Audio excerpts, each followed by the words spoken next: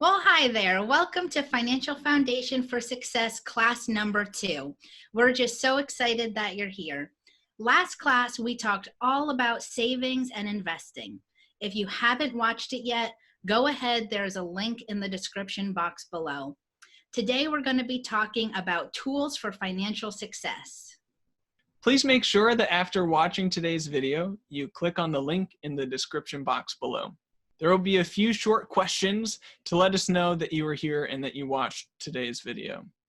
So grab a pencil, a calculator, and your favorite swimsuit because we are about ready to take a dive into your favorite financial tools right now.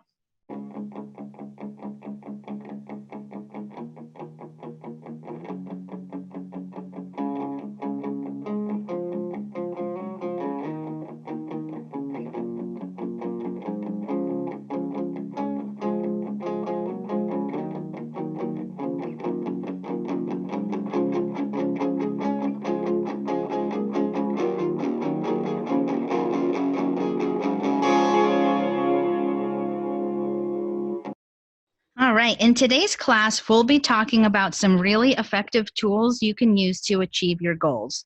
We'll go through the journey to reaching financial success. We'll talk about SMART goals, what they are, and how to use them to have a roadmap to achieving your goals. And we'll talk about perhaps the most important tool of all, the spending plan. Today, we are going to be talking a lot about the steps in your financial journey. We have to understand where we are now financially and where we'd like to go. This graphic helps us see the process. In fact, it gives us a step-by-step guide in achieving our goals. First, we have to evaluate our financial situation. Step 2, we develop our plan. Step 3, we put the action plan into practice. Step 4, we review our plan and the cycle restarts at the beginning. Let's break each of these steps down one by one. So, step 1, evaluate your financial situation. This step can be especially difficult if we haven't taken account of our finances in a while. In this step, we want to gather all of the information. We want to log into our bank accounts, collect our bills, gather our pay stubs, and ultimately see how much money we're earning and how much money we're spending. This step may be uncomfortable, but keep in mind your goal and where you want to go. So now that you've reviewed where your finances are at currently, we are going to step 2, developing our action plan. The key word here is plan. So this step involves using the information you just collected to come up with an action plan of how you would like to see your future, and then create your financial goals and start a spending plan to make that vision a reality. We recommend involving your family since when everyone is on the same page, it can help make changes easier to process for everyone involved. So once you have created your action plan, we come to step 3, which is putting it into practice. This is where we put the pedal to the metal, boots on the ground, pound the pavement, essentially putting in the work necessary to act on the plan you just created. This often is the hardest step because it requires you to do exactly what you said you would do. Up until now, it's been daydreaming about the goal you have. Maybe it is being able to retire, paying for school, or saving for a car. Whatever your goal is, this is the step to get it done. Yeah, so definitely you want to keep in mind, work step by step. You don't want to get overwhelmed. Be patient with yourself. No one's perfect. So as long as you're moving forward, that's what you want to keep your mind on. Set reminders for yourself. A lot of times in our busy lives, we're not always remembering everything that we set out to do. So if you set a reminder, leave yourself a sticky note, anything that you can do to remind yourself of the goals that you're looking to achieve, the better. And then also prioritize your goals. We have a lot going on in our lives. So if you can make each goal a priority, then you'll be set to stay on track. All right, the last step is to review your plan and to review it often. This is so important as it allows you to keep track of achievements you've made, update your goals if you've had life changes, check in regularly to make sure that you're staying on track, and it also gives you time to reevaluate and make adjustments if needed. So, if you recall from the first slide, this is a cycle. It doesn't just end at the last step. That final step continues into step one again. So, if you've reviewed your plan and say that something just wasn't working, or you've had a life change, say you've moved, changed jobs, different income, maybe you have different expenses now, you would then go through the steps in the financial journey again to make sure that your goals and spending plan are always completely relevant to your current life and situation. That way, they'll always be within your reach. Now that we've gone through the steps, let's talk about the first tool you can use to work towards your dreams. SMART goals. How many of us have made a goal like this before? I want to pay off some debt. I have. Yeah, me, especially around New Year's, right? Is that a goal that is worthy of your time? Absolutely. But it is not written in a way that tells us how we are going to get it done. That is where the SMART goal tool comes in. If we want to, say, pay off debt, how much money will we pay? By what time? How will we get there? SMART goals take all of the unknown out of the equation and turns a vague, I want to save money sort of goal into a powerful, meaningful, achievable goal. So when you are thinking of your goals, make sure they fit the SMART goal criteria. Are they specific? Are they measurable, attainable, relevant, and are they time-bound? I love SMART goals. Oh, so good. First thing I think of when I wake up usually. I don't know if it goes that far. All right. But it should. It really should. Yep, that's right. So for our first activity, we will read through some various goals. As we read them, think about if the goals meet those 5 criteria of the SMART goal: the specific, measurable, attainable, relevant, and time-bound. Also, think about how the goals make you feel. Do they make you feel more confident? SMART goals should help you feel more powerful and ready to achieve the task at hand. All right, so I'll get started and I will read off a goal that someone has created, and we'll discuss whether this goal meets all of those aspects of being a SMART goal that Tyler had mentioned. So our first goal is pay off credit card debt. What do we think? That first piece of criteria to make it SMART, the S stands for specific. So is this goal specific? Pay off credit card debt. If we're looking at the goal, I feel like it's not really showing us the specific amount that, the credit card debt is, so that could probably improve it. Yeah. Is it measurable? So the M stands for measurable. How are we going to measure that we are working on this goal, that we're on track? It says pay off credit card debt. It doesn't say how much per month or how many months it's going to take us. So there's really no way to measure that. Yeah, I'd probably start with like a measuring tape. Maybe for a carpentry goal that would work. Maybe not for a financial goal. And so the A stands for attainable. Is this goal attainable? Really, we don't know if it's attainable or not because we don't know how much credit card debt that there is. We don't know how much money per month we're going to be putting towards it. So it'll be very difficult for us to determine if this goal is attainable. The R stands for relevant. Is this goal relevant? And when we say relevant, we're talking about your financial journey. So we want to make sure that these goals that you're creating are relevant to where you're at with your finances, what your financial goals are, and make sure they fit in. So I would say, depending on the person, that this is a relevant goal. The goal is to pay off credit card debt. I would say that when we're looking to improve our finances, credit card debt is definitely something that we're going to be looking at and wanting to overcome. So I would say that this goal meets that one aspect of being relevant. The T stands for time bound. Looking at this goal, I don't see a date. I don't see a date that it's going to be completed by. So I wouldn't say that this goal is time bound. It's not giving you a time frame to complete it by. So again, as Tyler mentioned, paying off credit card debt, that's a great idea, but it wouldn't be considered a SMART goal when we're thinking of the SMART goal criteria. It just meets that one criteria of being relevant. Okay, so example number 2, pay off $350 in credit card debt by completion date by making payments of $60 a month for 6 months. Now, what we mean by that completion date is you need to choose whatever date fits your goal the best. So right here at the end of this example, it says 6 months.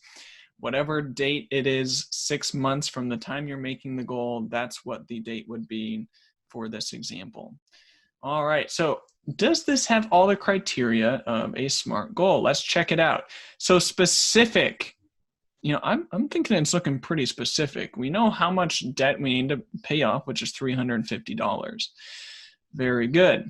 Is it measurable?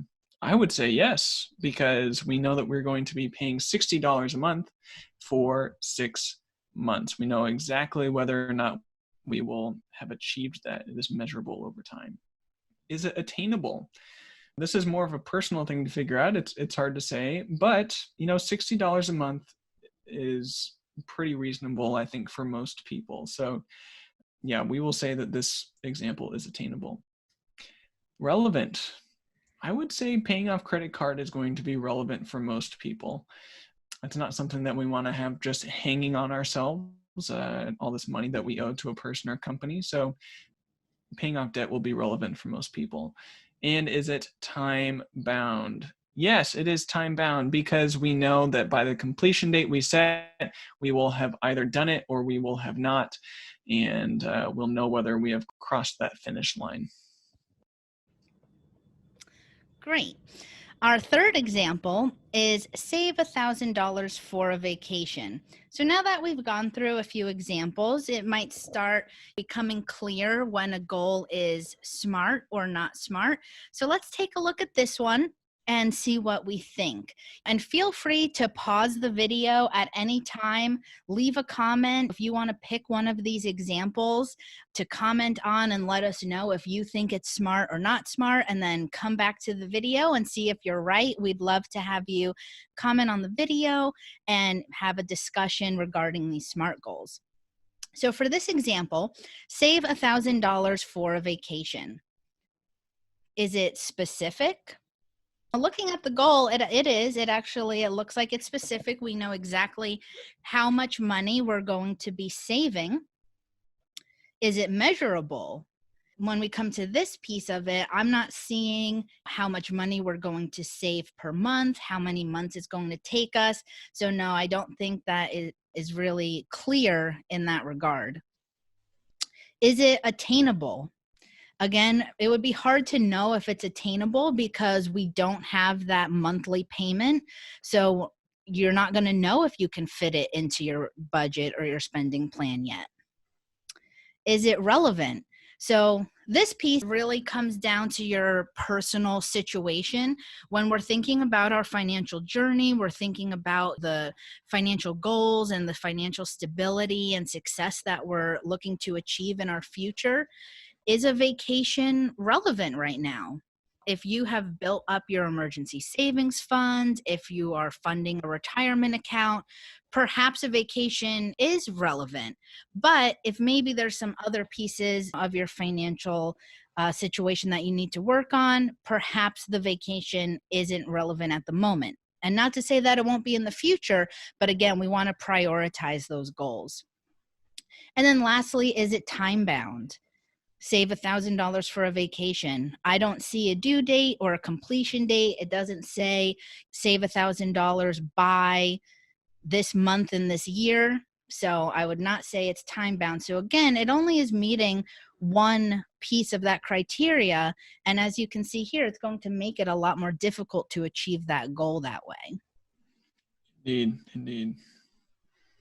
All right, so how about this next one? Save 10% of my monthly income over the next year to save at least $2,000 for a vacation by completion date.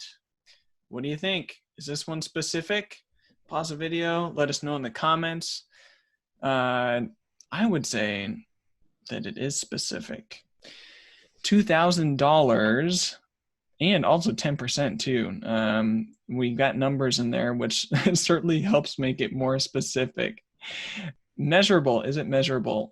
I would say yes, because every month we are going to save 10% and we're going to do it for the next year. So that is very good. Is it attainable? Again, it really depends on who it is. I'd say for most people, 10% is a reasonable amount. For some people, it might be too high. So it just depends. For this example, we will say it is attainable. Is it relevant? Again, just like Larissa was saying in that last example, it is a vacation, so it is probably considered more of a want than a need. But maybe this person just got done paying off all their credit card debt and their car debt. So we'll say it is relevant.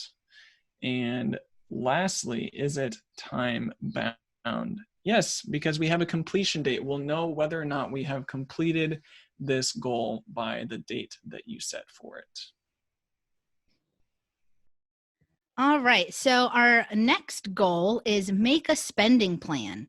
So again, this is a great idea. We recommend people to create spending plans and follow them. So this is definitely wise. It's a great idea. But again, we want to think about, does it meet all 5 pieces of that SMART goal criteria? So let's get into it. Specific. Is this goal specific? It doesn't have a specific day. It doesn't have a specific reason of, why you're creating the spending plan. So I wouldn't exactly say that it is specific. I feel like if we were going to be rewriting this goal, we could think of ways to make it more specific. So I'm going to say not too specific at this point. Measurable. Again, it doesn't say how we're going to do it, when we're going to do it, if there's any steps needed to. So as of right now, I would say that it's probably not very measurable. Attainable. What do we think about this one? Creating a spending plan, that's probably attainable, but without those other elements, it would be hard to know because, again, we don't know when we're going to be doing it, what the end result of creating the spending plan is going to look like. So I think that we could probably do better there as well. Relevant. So it is creating a spending plan. So I would definitely say this is 100% relevant. No matter where you're at, no matter what your financial goals are, a spending plan is always going to be an excellent tool to keep you in control of your finances. Mm-hmm. Time bound. I don't see, any dates. I don't see the specific day that you're going to create the spending plan.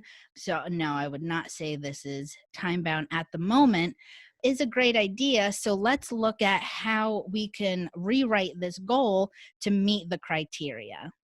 And meet the criteria so that we can get it done.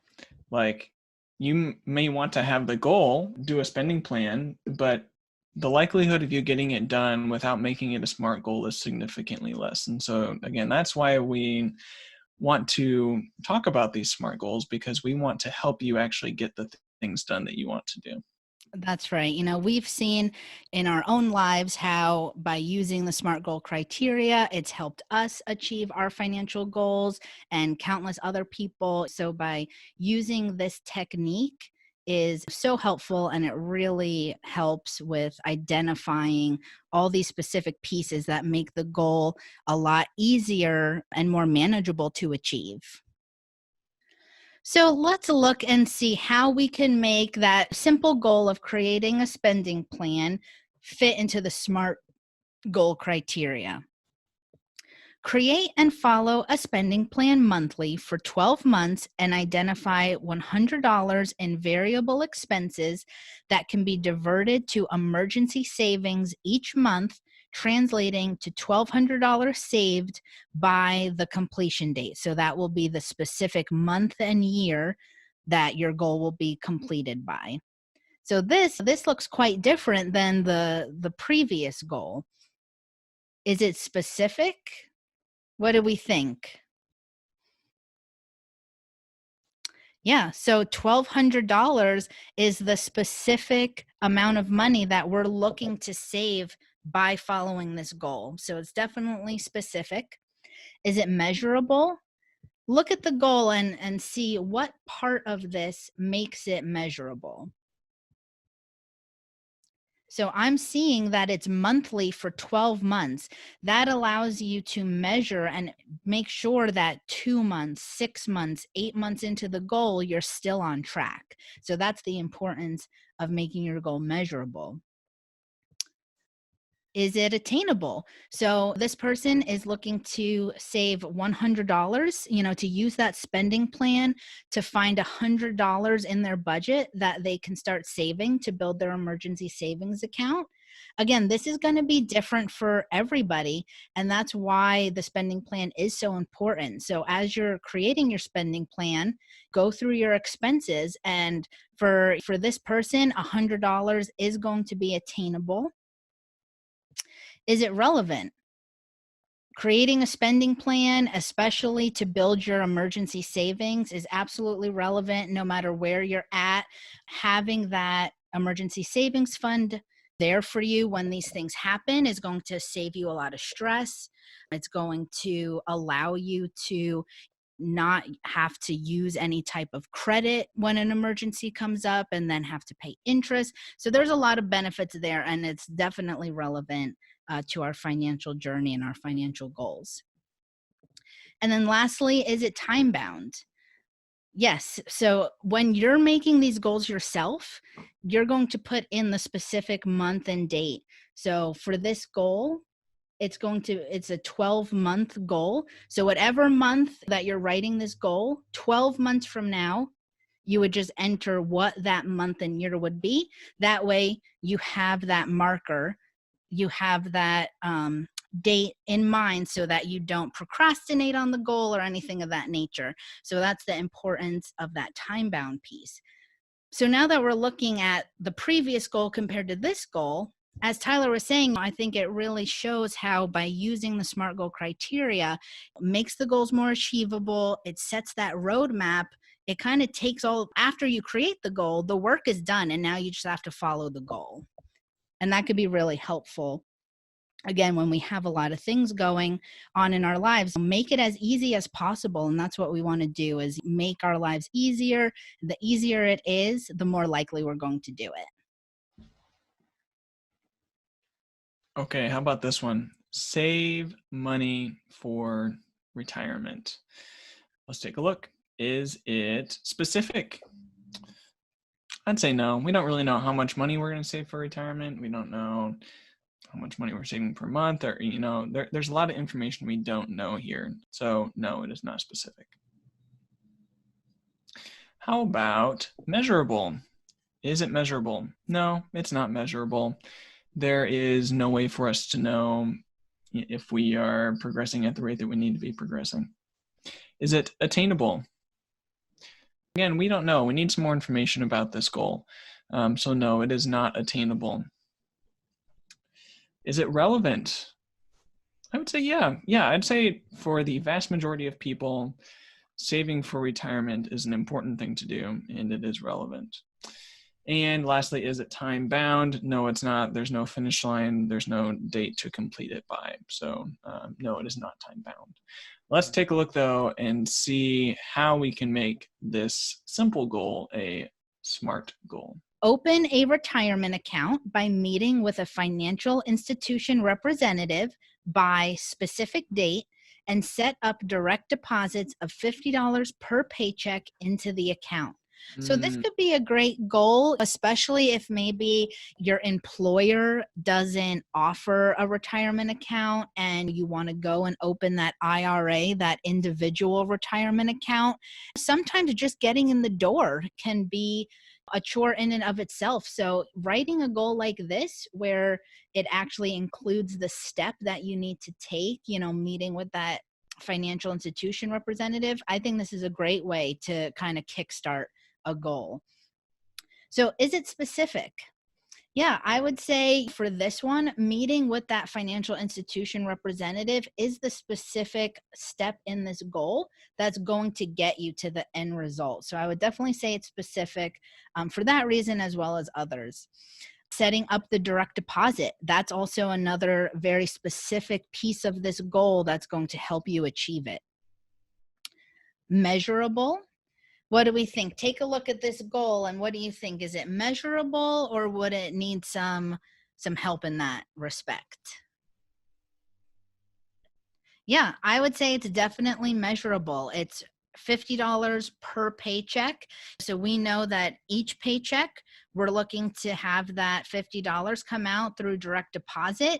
Like Tyler was mentioning, setting up that direct deposit, it's something that you set and forget. You don't need to continually check it. You want to make sure that the direct deposit is coming out as per usual. But other than that, it's not going to take a lot of work to make sure that this goal is happening in the way that you wish it to be.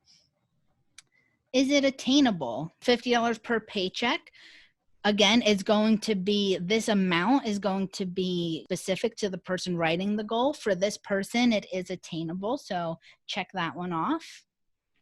Is it relevant?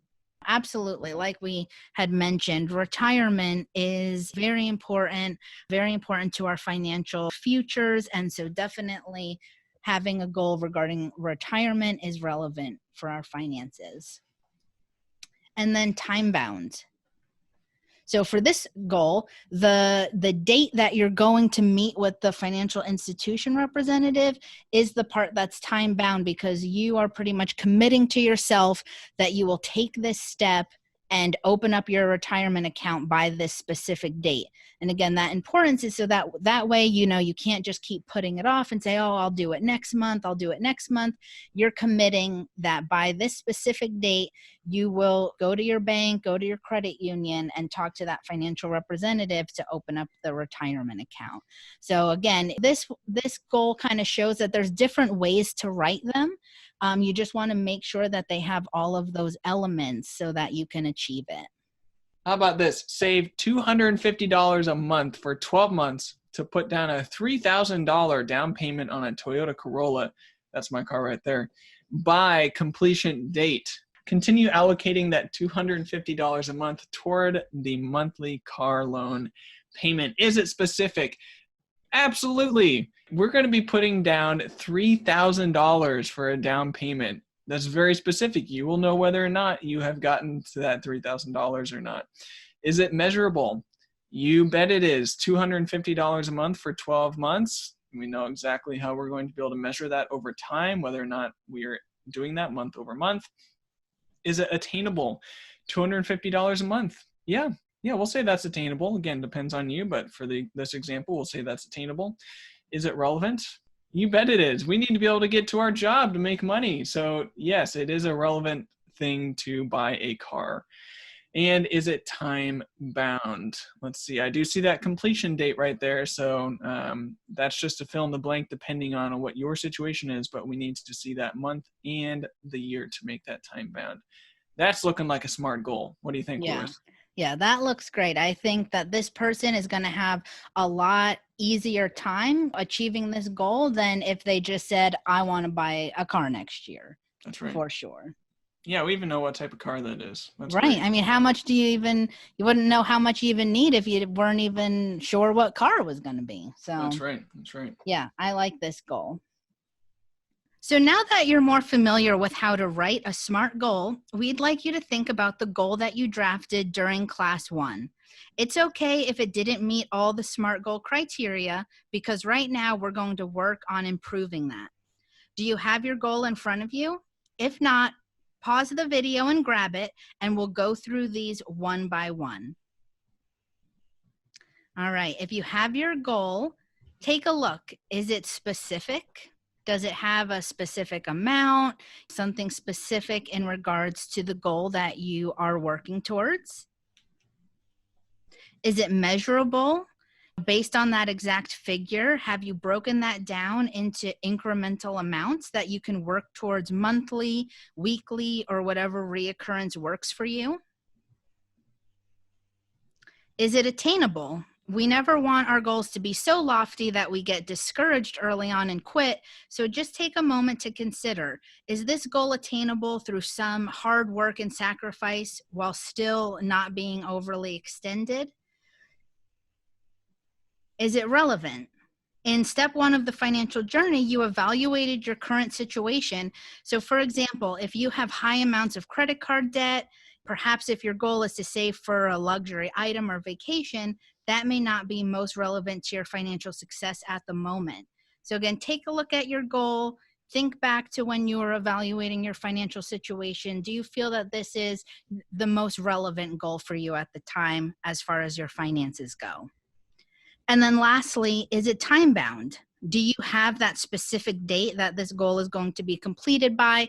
That way you have the motivation to get started on your goal right away to complete it by that date. So again, take a look at your goal, think through all the different pieces of the SMART goal criteria, and then we'd love for you to leave a comment on this video with your new and improved SMART goal. So again, if you want to pause this video, take some time with a piece of paper and pen and rewrite your goal and then leave it in the comments below. Maybe Larissa and I will leave our SMART goals there too. That's right. And so if one of your goals is home ownership, let's talk a little bit about that. It's a big decision a lot of people will need to make. A lot of people want a home. So let's spend some time talking about this.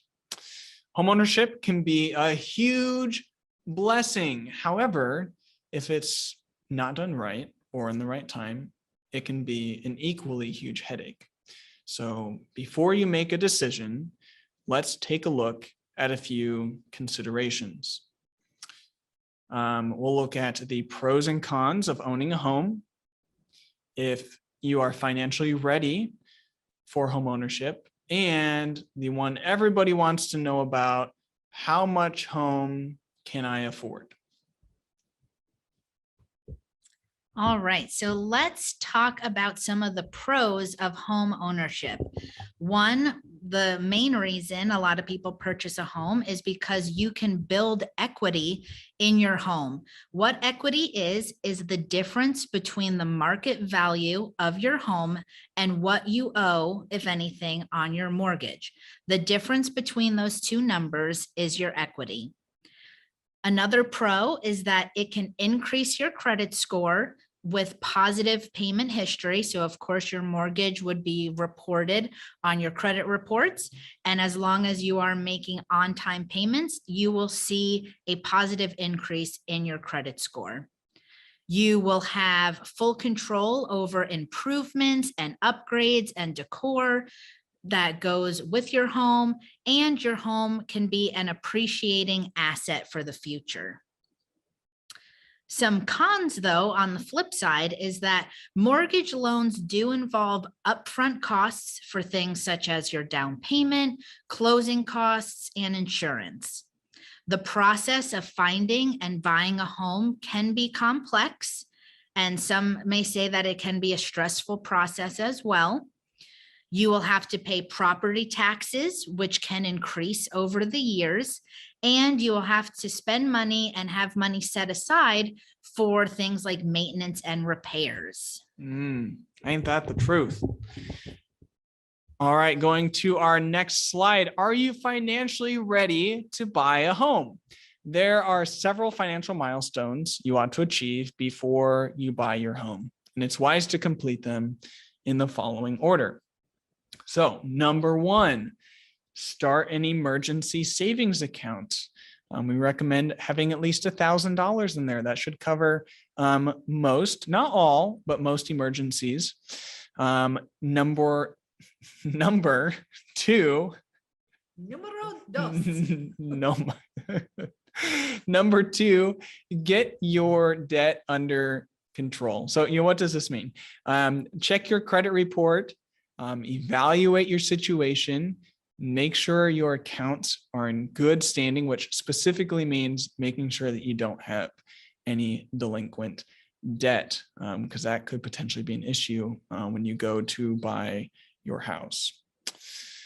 3, fully fund that emergency fund account that you already started. So we want to take that $1,000 up to the full recommended amount, which is 3 to 6 months of expenses, or another way to say it, 3 to 6 months of savings. And number 4, save for the down payment. So ideally, this should be between 5 and 20% of the purchase price.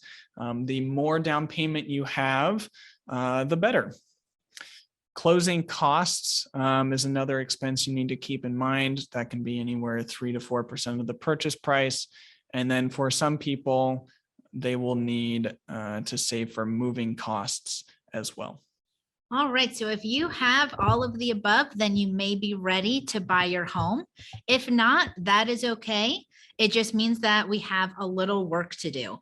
It is much better to wait until you're ready rather than jump into home ownership too early. So now let's talk about how much house can you afford? Your home should be less than 30% of your monthly gross income. So meaning your monthly mortgage payment should be less than 30% of your monthly gross income. Here's how to do that calculation. Take how much you earn in a month, and we want to evaluate this based off of your gross income, which is the amount you earn before taxes, insurance, or any kind of retirement funds are taken from your paycheck. So these are your before tax dollars. So take that gross monthly income and multiply it by 0.3. The result would be 30% of your gross monthly income and how much house you can afford. Keep in mind that your monthly house payment is more than just the principal. Here is what is included in that 30% limit. So not only the principal, but also the interest, your property taxes, your homeowner's insurance, things like private mortgage insurance, if that's required through your lender. And then also, if you have homeowners association fees like an HOA fee, that can also be included in that total housing payment. So let's look at an example here. So for example, if Jim earns $35,000 per year, that breaks down to be $16.80 an hour. He works 40 hours per week and 52 weeks in a year. So his total gross income is $35,000 per year. That means if you divide that by 12, he earns $2,916 per month.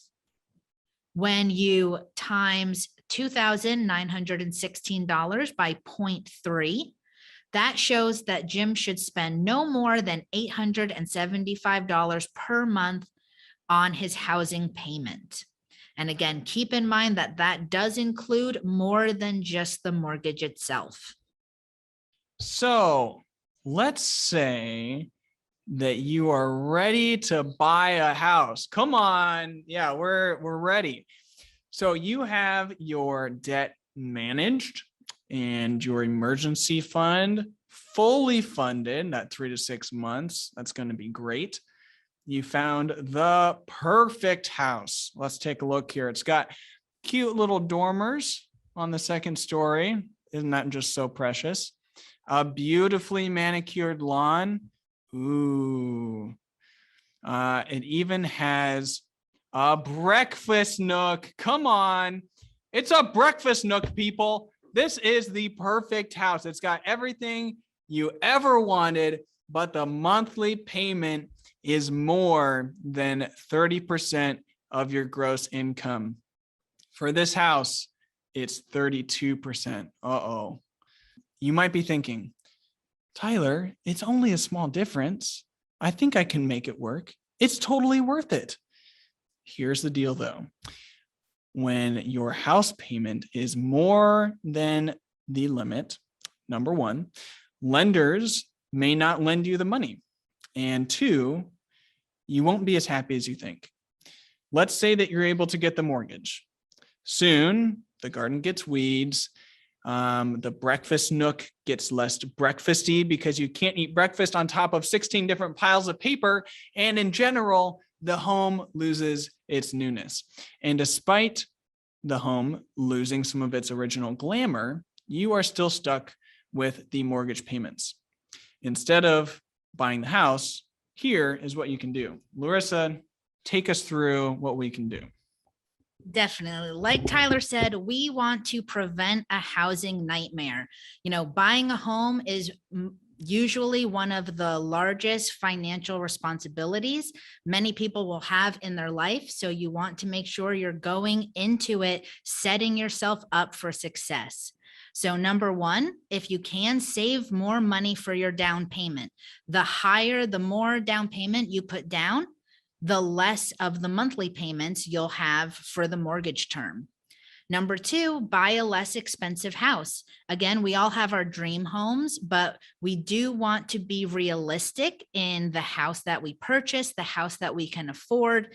And at the end of the day, living in your home, being with family, and being able to keep your home is the best house for you. So you will be glad that you didn't buy outside of your means once you're living in the home comfortably and without the stress of an unaffordable housing payment. That's right. So, we have some pictures here of some people that are really happy that they kept their mortgage payment at 30% or less. Look how happy these people are, knowing that they're not stressed about how to make this monthly mortgage payment. Yeah, man, they through the roof. Those are some happy people. All right, folks, the next tool we'll be talking about today is the spending plan. Now, we get it. A spending plan doesn't sound all that exciting at first, but stick with us. It is the best way to start taking control of your financial situation. A spending plan is a step-by-step plan for meeting expenses and savings in a given period of time. When a person follows a spending plan, they do not have to fear if they're going to have enough money to get through the month. It gives you a sense of control over your money, rather than letting your money have control over you. Ultimately, it helps you build assets that will improve your quality of life for you and your family. The best part about a spending plan is that you get to set it. No one is setting it for you. Larissa and I, we're not setting it for you. Nope. We're not telling you what to do here at all. You get to set it. A spending plan is all about you and how you choose to use your own money. These are the 5 steps to preparing a spending plan. Step 1, and we'll break all these down here in just a minute. Step 1, track your daily spending. Step 2, determine your monthly income and expenses. Step 3, find ways to decrease spending. Step 4, find ways to increase income. And step 5, review and adjust. Similar to SMART goals, creating a spending plan and maintaining one is a cyclical process. And ideally, you'd be completing one typically every month. Larissa, you want to talk a little bit more about step 1? Absolutely. So, do you know where your money goes each month? It's very common for people to spend all the money they make and not have anything left over to save for their goals. Many people say that they don't have anything to show for their hard work at the end of the month, but oftentimes they may take out $20 out of the ATM and then at the end of the day, not know where that cash had gone. And if that happens a few times a month, that could easily be $100 of money that you earned gone and unaccounted for. If you want to be in control of your money, you must understand where your money goes every month. One way to do this is to keep a personal spending diary to record everything you spend. You can use this information to track your spending over a period of time. We recommend a month so that you can see how you're spending your money. It will help you to determine what spending you can cut out or cut back on in order to have money to pay your monthly bills and expenses and also to save for your goals. After a month of tracking your daily spending, take a look at the list and consider the items that you've purchased on a regular basis because these all add up. We recommend you can keep all of your receipts. You can keep a small log and just every time you make a purchase, jot it down. The key thing to remember here is to make sure you're recording every dime spent, every dollar spent, because a lot of times it's those little purchases that can add up. So after you have tracked all of your purchases for the month, the next step in preparing a personal spending plan is to determine your monthly income and regular expenses. Income is money that comes to you from wages, self-employment income, public assistance, child support or alimony, social security, or even retirement income. There are two categories of income. First, you have gross income, and then you also have net income. Gross income is your total income without deductions. In other words, this is the total amount that you earn. Net income is gross income minus deductions, such as taxes and Social Security. Net income is also considered what is your take-home income. It's the money that gets deposited into your account. You should base your spending plan on your net income, since this is the actual amount of money that's available to you. Just as you want to determine your monthly income, you also want to be tracking your monthly expenses. There are two kinds of expenses, fixed and flexible. Fixed expenses do not change from month to month. Typically, you don't have any control over how much you pay. Rent or a fixed loan like a car loan or student loan payment is an example of a fixed expense. Also, cell phone, cable or internet, contributions to savings, things like your rent or your mortgage are all typically the same each month. So those can be a lot easier to track because you can expect the same amount on your spending plan every month. Flexible expenses, also called variable expenses, often change from month to month. You may have some degree of control over how much you pay. For example, groceries, gas, certain utilities like electric, shopping, clothing, money for entertainment, those types of expenses will most likely vary from month to month, but you can still budget for these expenses by averaging or setting a realistic goal for each expense. The reason it's important to differentiate between those two types of expenses is that it's often easier to find ways to cut back on your flexible or variable expenses than it is to on your fixed expenses. So if after creating your spending plan, you find your expenses total more than your income, or you simply want to save more money, you need to decrease your spending. Decreasing spending increases the amount of leftover money you have every month. It is typically much easier to decrease spending to free up money than it is to increase income. So that might sound easier said than done. So what are some ways we can decrease our spending and save money? Here are some ideas. Carry small amounts of cash to limit your spending on debit cards. Eliminate or control your use of credit cards to save on interest and fees. Avoid shopping, especially for fun, unless you have strong self-control to only window shop. Take your written savings goals as a reminder when shopping. Buy only what you need versus what you may just want. Use coupons to save money on items that you do need to purchase. Take your lunch to work instead of eating out. That's a big one. Shop around for the best deals on big ticket items like cars and appliances when you do need to purchase those items. Pay your bills on time to avoid late fees, extra finance charges, and the costs of having a bad credit rating. Use direct deposit for your paycheck or other forms of income. Using direct deposit for your paycheck and state or federal benefits not only saves you money, it's also safer and easier than using paper checks as well. So there are a lot of ways to save money when it comes to those variable and flexible expenses like we had mentioned. So this is the place where you really want to analyze and see if you can make a few changes to save money and free up that income to use towards paying down the debt or increasing your savings, whatever those goals happen to be. For example, if you can lower your thermostat during the winter to save on heating costs or not set the AC as low in the summer, that'll save you money on your utility bills. Turning off lights and conserving water will also save on those as well. Look for competitive prices on cell phone service. Things like carpooling or using public transportation will cut down on those transportation costs. And definitely, this is one I think a lot of people overlook, but it's really easy. Make a grocery list and stick to it, and that will prevent overspending when you do get to the grocery store. Also consider those needs versus wants. And you may find something that you've been paying for all along that you actually don't really use all that often. Certain subscriptions and memberships often fall into that category. So, what are some other ideas for cutting back on variable expenses? If I haven't mentioned something that maybe you do to save money, pause this video, leave a tip in the comments, and we'd all love to hear about it. All right, so let's put all this information into practice. Larissa here is going to chart some different income and expense scenarios and then adjust the spending plan as needed to make it balanced. This will give you an idea on how to create your own spending plan if you haven't tried one yet.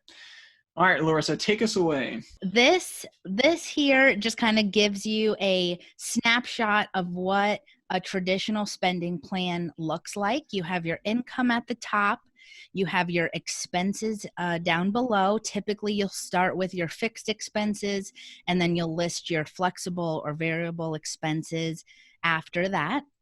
If you see here, there are 3 columns. The first column is where all your categories will be. And of course, this is going to be different depending on who you are, how you spend your money. So you want to make those categories specific to you and your spending.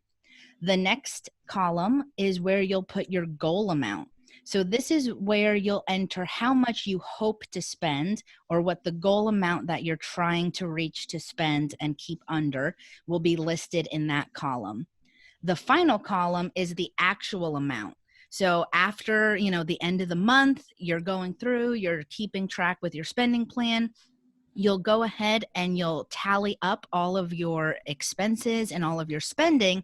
That way you can compare, is the actual amount that you spent, is it within that goal amount? And then that will give you an idea of what you need to change for the following month. So this is just to give you a snapshot of that. All right, so for this particular scenario, we're just going to talk through a scenario of someone that has been wanting to start their spending plan and they have not done it yet. So the first thing, like we talked about earlier in today's class, is tracking that spending, identifying your monthly spending. So this person in particular has already spent that month tracking all of their income, their expenses, their spending habits, and now they're sitting down, they're tallying it all up, and they're going to enter it in this first column. So for example, this person has an income of $1,600 per month. And so they know that's how much they made. They have, documentation of that. So they're entering that in under income 1. Yours likely won't be 1,600 even. Like, we want you to count down to the very cent what your income and what your expenses are. But yeah, 1,600 is an even number to work with for this example. Yeah, absolutely. So because this is just an example, we're going to be using even numbers, but definitely we want you to know exactly where every dollar, every cent is going. So if you made, $1,601.25, that's what we want you to put in, whatever it is. But for this example, we'll be using just even numbers to keep it easy. So for example, say this person has a part-time job, or maybe they have a spouse that works. Either way, there's another income coming into the household. Maybe it's some type of benefit. Whatever income you're receiving, you'll enter it. So for this particular person, they have a second income of $800. And so the total for that month is $2,400. So that is their net income. That is their take-home pay, what income they have available to them. So after they've tracked the income, we'll go down to fixed expenses. So again, if you recall, these are expenses that typically do not change month to month. So it's very easy to track them. Their rent or their mortgage is $900 a month. They've entered it there. They have a car loan. That's $250 per month. Their car insurance is $90 per month. They have a cell phone, $85 a month, and then they have internet and cable package of $120 a month. Now that they've tracked their fixed expenses, they'll move on to their variable or their flexible expenses, those expenses that can change month to month. That, these types of expenses really do require you to, keep those receipts, look through your, bank transaction history to add up exactly how much was spent. So again, these types of expenses are typically not going to be rounded, to the dollar. So we want you to enter exactly what you spent, but for this example, it'll just be rounded. So groceries, they spent $350. Fuel for the car was $100. Their electric bill, $90. They have some credit card debt, so their credit card payments are $60. That's the minimum. So their minimum credit card payments are $60 per month. Clothing, they spent $100 on clothing, $125 on dining out, $45 in coffee in the morning, and then they spent $150 just shopping, whether that be for household goods or other types of things. So this is for that first month. And so what we want you to do is when you have these extra receipts, you've put all your receipts into categories. And when you come to the end, we don't want you to just have a shopping category. We want you to say, okay, is this, household goods like laundry detergent and, soap and sponges and things like that? Or was this shopping essentially for things that are just needs or just wants and not needs, because we want you to differentiate there. That way you can really get into how you spend your money and where you can make changes. But again, for the ease of this example, we'll put it under this category. So the total expenses after tracking everything, adding up all of the fixed expenses, all of the flexible expenses, that comes to $2,465.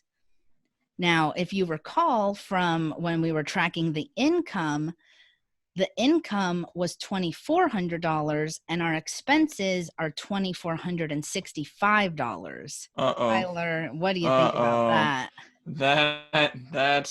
That's an issue. I think most people can probably see we spent $65 more than came in. We're $65 over budget, folks. If we do that month over month, we're going to have some problems. If it's your first couple months and, this happens, it's understandable because you're new to the process. But over time, this could pose a serious issue. Definitely. And some people may ask, well, how is that possible? How is it possible to spend more money than you've brought in? But if you notice in this person's scenario, they have credit card payments. So they're putting purchases on their credit card because they don't have the cash available to them. So, just because you make $2,400, it's actually possible to spend more than that, especially when you're using credit. All right. So that's okay. This is the first time this person has started tracking. So it's totally okay that they went over, they're using this tool in order to balance their budget. So now that we know that they are over budget by $65, now they're going to use this next column as their goal. They've taken the time to see where they're at. They want to make the changes. So now we're going to use this next column to map that out. Now, we'll say for this particular person, their income stayed the same. They knew that they weren't able to work anymore. Their pay was not going to change. So their goal for the next month is just going to be their same income that they received for the prior month. Now, again, when we're looking at fixed expenses, this makes it easy because our rent and our mortgage, we don't really have a lot of control over changing that. We can't reduce that. So that's going to still be $900 goal for the next month for our rent or mortgage. Car loan, it's a fixed loan. It's still going to be $250. Car insurance, $90. You probably could shop around depending on how much you want to cut from your budget. Car insurance is somewhere that you could shop around to see if you can get a better rate. For this particular person, they feel that there's other areas that they can look to cut, so they're going to keep their car insurance at $90. Cell phone, Same thing, if you feel that that's too much, you could definitely shop around and see if you can find a lower amount. Now, for this particular person, they know that, their internet and cable package is a little too high, and they feel that they could definitely reduce that. So they've decided that they are going to, cut the cable package. They are just going to have internet. They don't they don't watch a lot of TV anymore anyway, so they're going to reduce their cable package, and their goal will be $65, which is a savings of $55. Oh boy, that helps.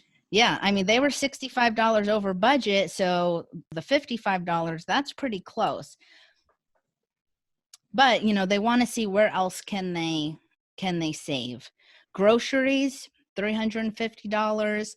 They feel that maybe shopping at, Aldi's or clipping coupons, that they can definitely save money there. So they're not going to do anything drastic. They're just going to reduce it $50 because that really adds up. You don't need to cut your budget by half, especially for something like groceries, where that might not be realistic to cut your grocery bill by half. So they're going to reduce it $50 for a $50 savings there.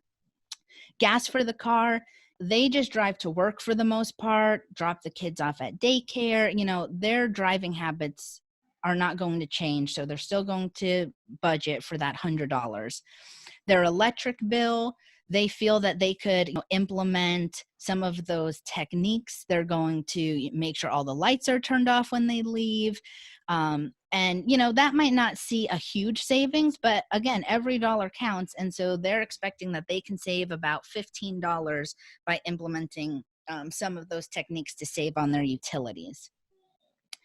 Credit card payments, it's their minimum payment. They're required, of course, to pay that. So that's going to be the same.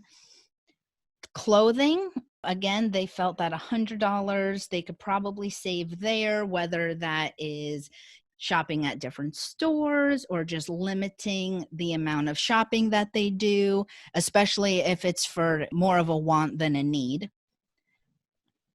So that's going to save $40. Dining out, they felt that they could cut that as well. Maybe they were going out every week and now they're going to go out every other week. So again, we don't want you to drastically change your lifestyle. If there's something in particular that you really love, maybe it's dining out, maybe it's something else. But if you really love that, don't cut it out completely. We want to live our lives. We want to enjoy our money. So instead of cutting it out completely, we can just reduce it so that we can still enjoy the things that improve our quality of life while still reaching our financial goals. Mm-hmm. So that's going to add $45. This is starting to really add up, I think. Yeah. Moving on to coffee. So this particular person gets a coffee to go almost every morning before work. Tyler, tell them about Starbucks. Oh man, I'll tell you about the Starbucks. You could spend $5-6 there a day. They must be going to McDonald's or something, getting that $45 coffee. Yeah. So Ooh. 45.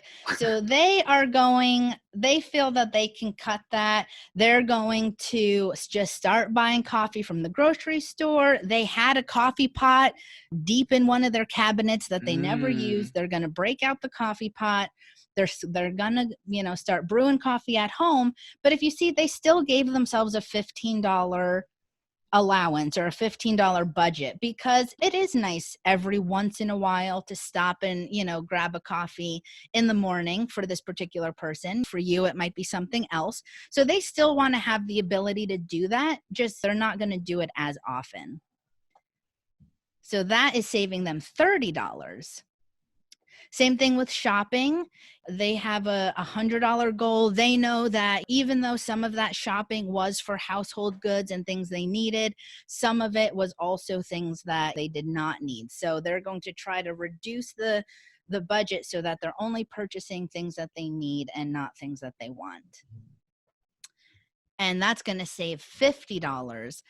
So now that we've went through and we've identified the things that we can reduce, that we can change, we're going to tally that up, and now the total expenses come to $2,180 per month. That's seeming a lot better. So that's $220 left over. They went from being $65 over their budget, putting some things on credit cards, to now having $220 left over in their budget. And if you notice, they did not cut anything out completely. They Mm-hmm. just went through and they reduced where they saw they could. All right, so now that we have $220 left over, now again, as we mentioned, we want every dollar to have a purpose. Mm-hmm. So it's great that we have $220 left over, but we don't want to just say, okay, great, I'm my budget is in balance. I have this extra money, good to go. No, Larissa, what's going to happen to that money if you just leave it? It's going to be gone.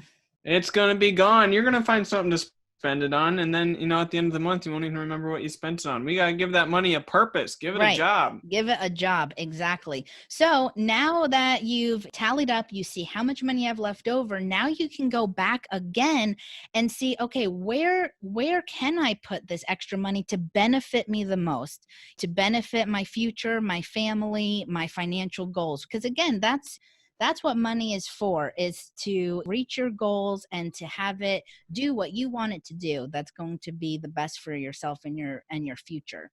So let's look at this spending plan again and see what's missing. We're looking at fixed expenses. As we were going through, what do you guys think? What do you guys think at home? Is there something missing that we can add to this spending plan that would be helpful in reaching this person's financial goal? I bet you guys at home probably guessed this. There's no savings. They did not have any savings listed in their spending plan. So now that they have this $220 freed up, they definitely want to start saving. They want to build that emergency savings fund. So that is going to be a line item in their spending plan. They had $220 left over. They're going to put half of that into savings. So I think that's a great start. Mm-hmm. What do you think, Tyler? Oh man, I think that's awesome. I see another category that they could put the other $110. I think where that you're going with this. I think that they could maybe pay off some of that credit card debt. Bump that 60 up. See what that is now. $170. Ooh. Yeah. We're getting it paid off, folks. That's right. So of course we want to be building that emergency savings fund, but at the same time, this person has credit card debt, so they want to also be paying that down quicker. If you're only making the minimum payment, it's very hard to get ahead on credit card debt. So they've decided to split that 220 in half. That way they can work towards both of those goals. $110 a month towards that emergency savings, and then they're going to add the remaining $110 a month to their credit card payment for a total credit card payment of $170 a month. That's good. That makes me smile. Great ideas. And so now when we're adding up all the expenses, now the total is $2,400 even. And if you recall, that was exactly how much income they earned. So every dollar now has a purpose. You know what that looks like? That looks like a balanced budget. Look at that.